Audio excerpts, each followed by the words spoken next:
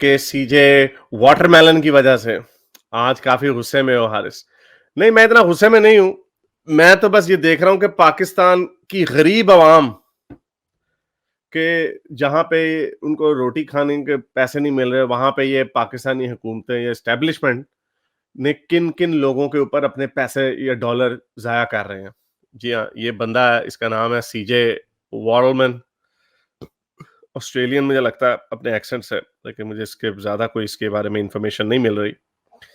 ये वाटरमेलन, इसको इंडिया में बैन किया गया क्योंकि ये बड़ी फेक न्यूज़ फैलाता है। वो भी मैं आपको दिखा देता हूँ कि किस तरह की ये फेक न्यूज़ फैलाता है। फेक न्यूज़ के साथ-साथ ये एक ही तरफ का एजेंडा जो है वो दिखाता है। तो इस पे मैं पहले भी हमने नोट किया था, लेकिन कभी पाथ क्रॉस नहीं हुए, लेकिन अब इसने डायरेक्टली एक्स मुस्लिम्स के ऊपर हमले शुरू कर दिए। सीजे वॉरलमैन, आई मीन, और उसका फॉर्मूला देखें, बिल्कुल हमारे वाला, पेट्रियन और पेपैल। यानी ये दिखावा है असल में इसको पैसे कहीं और से आ रहे हैं, जो इतनी अरसे से ये लगा हुआ है ड्रामेबाजियां करने के लिए। वैसे मैं इस पे आई डोंट नो, मैं मोस्टली ये बात कहता नहीं होता कि किसी को पैसे आ रहे हैं या नहीं आ रहे, हमें नहीं पता होता, क्योंकि इस तरह के इल्जाम हमारे ऊपर भी लगते हैं। तो हमें तो पता होता है कोई यहूदी हमें पैसे नहीं दे रहे, कोई अमेरिकन लॉबी हमें पैसे नहीं दे रही, कोई हिंदू लॉबी हमें पैसे नहीं दे रही। तो और यही वजह है कि जब हमने बोलना होता है तो हम वेस्ट के खिलाफ भी बात कर सकते हैं, हम इसराइल के खिलाफ भी बात कर सकते हैं सेटलमेंट इश्यूज के ऊपर, हम चाइना के खिलाफ भी बात कर सकते हैं, और ऑब्वियसली हम हिंदुत्व के खिलाफ भी बात कर सकते हैं। यही इस चीज की ट्रांसपेरेंसी का सबसे बड़ा सबूत है।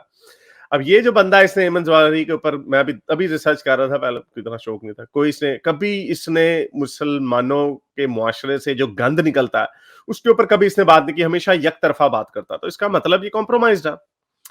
तो खैर एनीवे, ये मेरा क्यास है, कॉम्प्रोमाइज है। हो सकता है कि वाकई या तो ये कॉम्प्रोमाइज है या फिर ये वाकई बड़ा बेवकूफ आदमी है। तो पहले थोड़ी सी इसकी हिस्ट्री दिखा दे कि ये बांदर जो है, बांदर, ये बांदर है क्या। और मैंने इसको चैलेंज एक दो फेंके हैं कि हाँ मेरे से बात कर जरा, देखते हैं कि तू, तेरी लॉजिक में कितना दम है। तो पहले इसने क्या बातें की उसके ऊपर बात करते हैं, लेकिन उससे पहले ये देखें कि ये मुसलमानों के बारे में पहले किस तरह की बातें करता था। ये तकरीबन 2009 की ट्वीट्स हैं। इसने सवाल पूछा, एक नॉर्थ वेस्ट में कोई टेरर का अलर्ट था, उसने इसने इसने ये कहा कि हम मुसलमानों को बैन ही क्यों नहीं कर देते जहाज में बैठने से। फिर इसने कहा कि रूल एज अ मेरा, ये मेरी जिंदगी का रूल है, मेरी पॉलिसी है कि मैं मुसलमानों के साथ कभी ट्रैवल नहीं करता, बैकपैकिंग के लिए नहीं जाता कभी। बैकपैकिंग वो होता है जो कई गोरे बैकपैक उठा लेते हैं, जैसे मैं आजकल करता हूँ, बैकपैक उठाया और कहीं पे निकल गए सैर सपाटे के लिए। तो कह रहा मेरा असूल है कि मैं मुसलमान के साथ कभी भी बैकपैकिंग नहीं करता। फिर ये कहता मुझे पता है ये पॉलिटिकली करेक्ट ये बात नहीं है, लेकिन दो सऊदी मेरे साथ बैठे हुए, सऊदी सऊदी यानी मोमिन मेरे साथ बैठे हुए हैं, जो, और मेरा दिल कर रहा है कि मैं चीख चीख के कहूं कि किस उल्लू के पट्टे ने इन अरबियों को जहाज में बिठा दिया। यानी जहाज में अरबियों को अगर बिठा दिया तो ये जहाज तो ये उड़ा के मारते थे बिल्डिंगों में, ये कह रहा। अच्छा जी, आगे का कह रहा, ये कह रहा दो मुसलमान औरतें अपने बच्चों को, उसमें वो झूला नहीं होता, सीसा, वो जो पींग जिसे हम उर्दू में कहते हैं, झूला दे रही हैं दो मुसलमान औरतें अपने बच्चों को। एक ने उसको कहा कि इस मोमेंट को एंजॉय कर लो क्योंकि हम बड़ी जल्दी फट जाते हैं। ये भी अब भोंडा सा लतीफा है, लेकिन बहरहाल उसने, क्योंकि मुसलमान है, मुसलमान जो है वो फट जाते हैं, ये कह रहा। सीजे वर्ल्डमैन कह रहा, वाटरमेलन, ये वर्ल्डमैन पता नहीं जुबान पे इतना चढ़ता नहीं, इसको वाटरमेलन ही हम कहेंगे। वो कहता है लिक योर आर्म, अगर वो सुअर की तरह का जायका आता है, अगर आप अपनी बाजू को चखें और वो उसका जायका सुअर की तरह का होता है, बेकन की तरह का होता है, तो एक मुसलमान को पकड़ लो। और ये मेरा ख्याल जब स्वाइन फ्लू आया था तो ये उससे हवाले से कह रहा है कि मुसलमान जो है ना, ये क्योंकि मुसलमान खंजीर हैं, ये कह रहा है सीजे वाटरमेलन, मुसलमान खंजीर हैं, इस वजह से इनको इनकी वजह से स्वाइन फ्लू आया। ये कह रहा है। ये 2009 की है सारी, दिसंबर 2009 से 31 अगस्त 2009, ये उसी उल्टी चल रही है ये।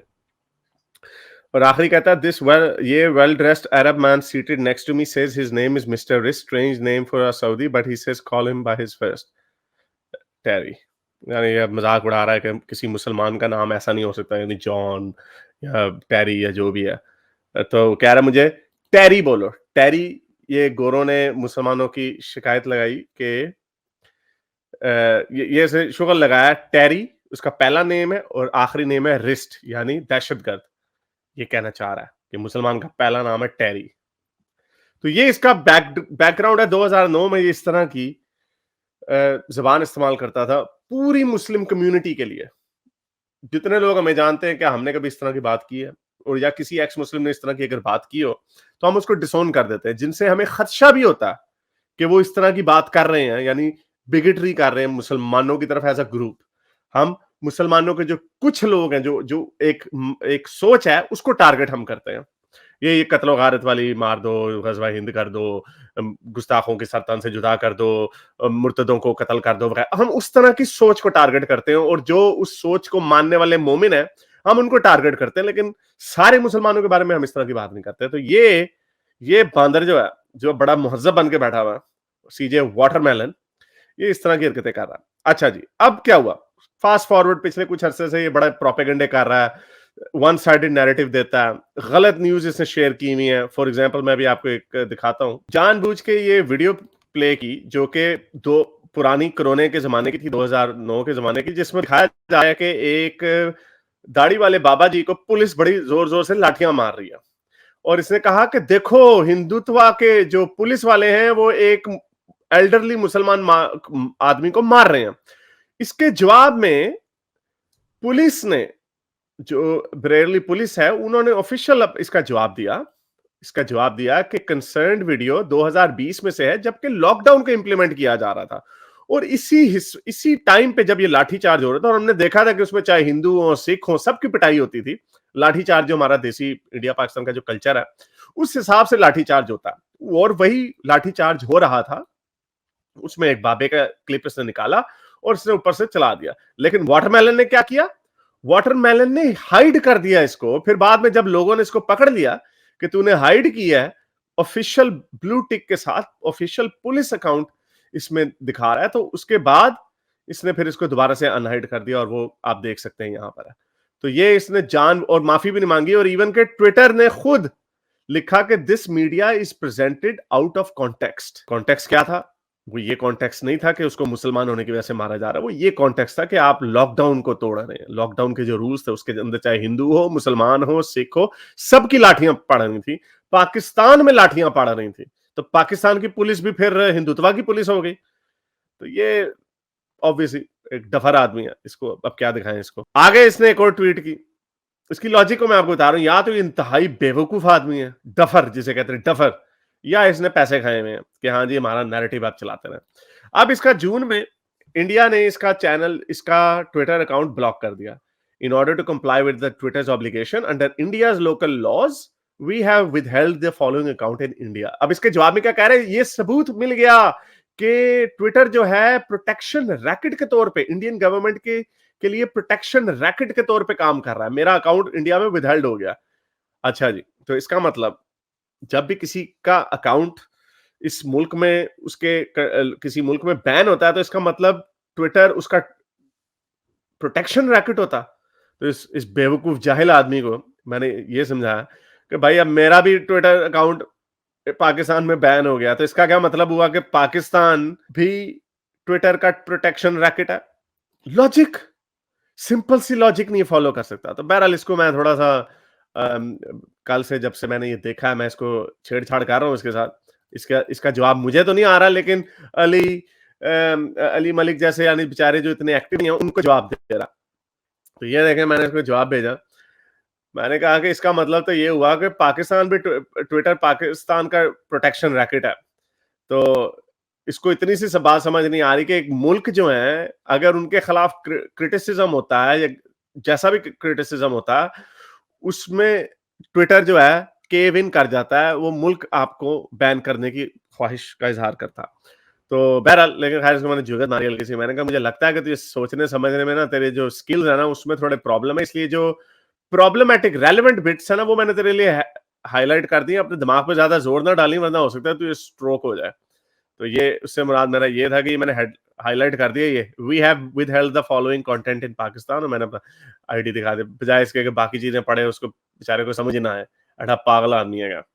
एनीवे, तो ये इसने असल में तो ये असल में हुआ क्या, क्यों मैं इसके पीछे हाथ धो के पड़ गया। सारा कई ने भी इसको जवाब दिया और ये सारे जवाब हमने भी दिए हैं। अच्छा ये देखें, ये बड़ी परेशान कुन बात है। अली मलिक ने एक ट्वीट डाली कि ये आदमी यानी सीजे वाटरमेलन कैमरे के सामने खड़ा होके हमारी कम्युनिटी एक्स मुस्लिम्स के ऊपर घटिया किस्म के इल्जामात लगा रहा है और कह रहा है कि मुसलमानों के ऊपर जो जुल्म हो रहा है उसके जिम्मेदार एक्स मुस्लिम है और हमें नेटिव इन्फॉर्मेंट का है, कह रहा है यानी घर के भेदी बेसिकली, या जिन्हें गद्दार भी कहा जाता है आमतौर पे, इस्लाम डिसेंटर्स। तो आगे से कहता है you are the spokesperson for an ex Muslim organization in the UK. अच्छा, जो अली मलिक का एक बड़ा छोटा सा स्पोक्स पर्सन पहले से रहा है और इसने उसको जवाब दे दिया।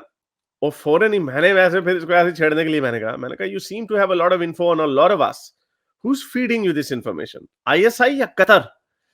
कोई चक्कर, दाल में कुछ काला है, दाल में कुछ काला है। तो बहरहाल ये इसने, तो ये असल ट्वीट जिसके ऊपर सारा फड्डा शुरू हुआ। और बेसिकली हुआ ये कि इसने वीडियो डाली अपने माठे से यूट्यूब चैनल पे,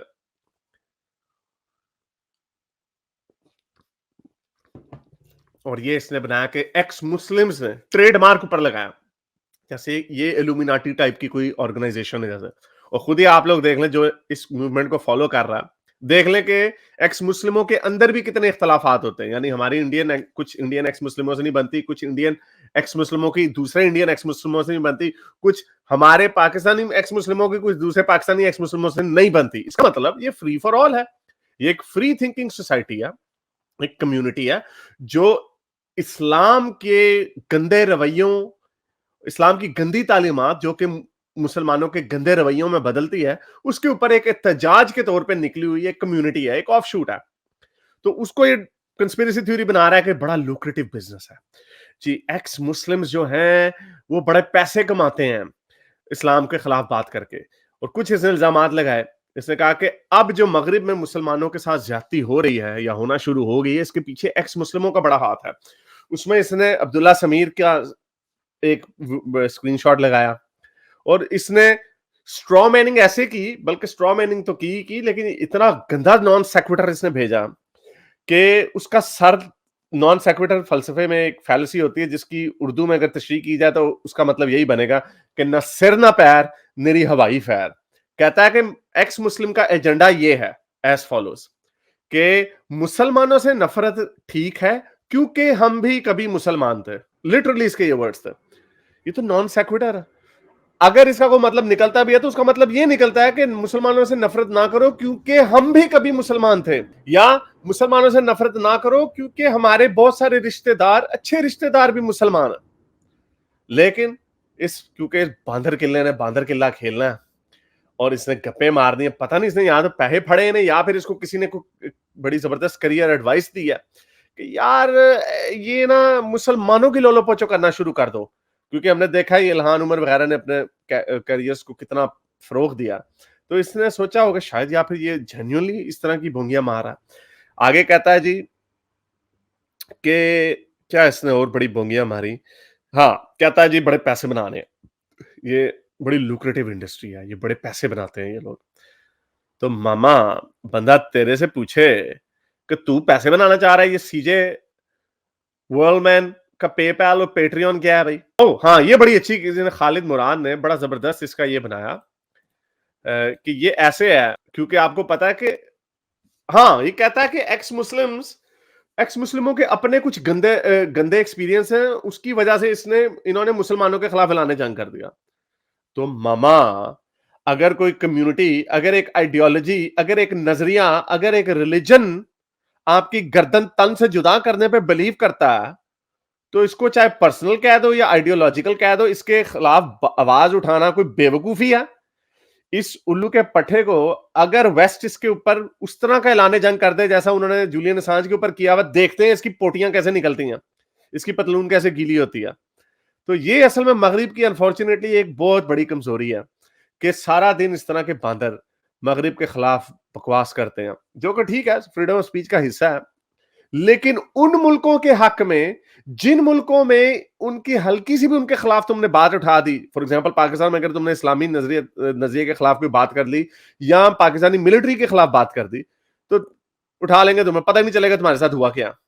तो इस तरह के मुनाफिक लोग तो मैंने इसको कहा कि हाँ भाई जरा आप ऐसा क्यों नहीं करते कि एक दिन के लिए ऐसे एक्सपेरिमेंट के लिए मुसलमान हो जाए, सऊदी अरब में जाके कह दें मैं एक्स मुसलमान, मैं मुसलमान नहीं हूं, मैंने इस्लाम छोड़ दिया। या पाकिस्तान जाके कह दें यार ये इस्लाम जो है ना, इसकी कुछ बातें मुझे बड़ी अजीब लगती हैं, जैसे रसूल अल्लाह की 9 साल की बच्ची से शादी, अपनी बहू से शादी, लोंडियों के साथ डिंग डोंग वगैरह, फिर देखते हैं तेरे साथ क्या होता है अड्डा तू। तो इस तरह के जाहिल लोग, पता नहीं, या दो ही ऑप्शन हो सकती है, जैसे मैंने कहा या तो ये बिल्कुल वाकई पागल का पुत्र है, जाहिल है, इसका दिमाग मेरा ख्याल दीवार दे नाल वजदा रहा, या फिर इससे पैसे पकड़े हुए, और कोई वजह नहीं हो सकती। क्योंकि जो बंदा अपने दिमाग को इस्तेमाल करना जानता है, तो इसमें तो कोई बुरी बात नहीं है कि भाई एक कम्युनिटी है, एक एक वर्ल्ड व्यू है, एक नजरिया है जो हम जैसे लोगों का सरतन से जुदा करना चाहता है, तो हम उसके खिलाफ बात क्यों ना उठाएं, आवाज क्यों ना उठाएं, बात क्यों ना करें हम। तो इस तरह किसी ने और भी बोंगियां मारी बेवकूफ आदमी ने, लेकिन मेरा ख्याल ये अपना यूट्यूब का चैनल बनाना चाह रहा है। इम्तियाज शम्स ने इसके ऊपर कमेंट किया, मैंने भी कमेंट किया, बाद में इसने वो कमेंट्स भी डिलीट कर दिए, आप देखें ये वाला जाके। इसने यूट्यूब पे भी, मैंने इसकी वीडियो है वहां पे भी कमेंट किया, वो भी इसने डिलीट कर दिया। फट्टू एक नंबर का, एक नंबर का फट्टू है। उसको अभी इंग्लिश में संडे स्कूप होगा, उसमें फिर इसको पेलूंगा अंग्रेजी में, और इसको कहूंगा कि आके जरा अपने पापा के साथ जरा 5 मिनट बात तो करें आप। इसको इस्लाम लेफ्ट राइट सेंटर कुरान के पन्नों के साथ इसके मुंह पे चिपड़े ना लगे, फिगरेटिवली स्पीकिंग। फिर देखते हैं क्या होता है। मेरे इस नेक काम को जारी रखने के लिए मुझे पेपैल या पेट्रियन पे जरूर सपोर्ट कीजिए, ताकि मैं अपना पैगाम ज्यादा से ज्यादा लोगों तक पहुंचा सकूं।